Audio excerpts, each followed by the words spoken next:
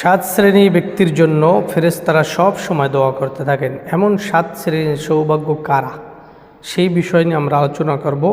এক নম্বরে, অজু অবস্থায় যে ব্যক্তি ঘুমায়, অজু করে পবিত্র অবস্থায় যে ব্যক্তি ঘুমালো।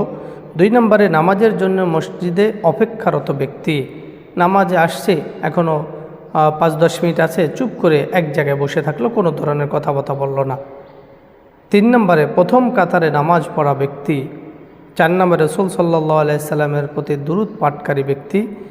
5 নম্বরে, রোগী প্রদর্শন অর্থাৎ রোগীকে দেখতে যাওয়া ব্যক্তি। 6 নম্বরে, মুসলিম ভাইয়ের প্রতি, অপর ভাইয়ের প্রতি দোয়াকারী ব্যক্তি।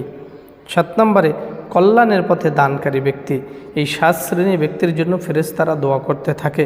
এই জন্য আমরা এই 7 শ্রেণীর মধ্যে হওয়ার চেষ্টা করব, কারণ ঘুমাতে যখন যাব পবিত্র অবস্থায় ঘুমাবো। নামাজের জন্য আমরা অপেক্ষা করব, মসজিদে গিয়ে কোনো হই হুল্লার করব না, কথা বলবো না, প্রথম কাতারে পড়ার চেষ্টা করব। রাসূল সাল্লাল্লাহু আলাইহি সাল্লামের প্রতি দুরূদ পড়ব। কোনো অসুস্থ ব্যক্তি অসুস্থ হলে তাকে আমরা দেখতে যাব। মুসলমান ভাইয়ের জন্য দোয়া করব এবং সর্বশেষ কল্যাণের পথে আমরা দান করার চেষ্টা করব। এই 7টি জিনিস যদি আমরা করতে পারি, তাহলে সারাক্ষণ আমাদের জন্য ফেরেশতারা দোয়া করবে ইনশাআল্লাহ।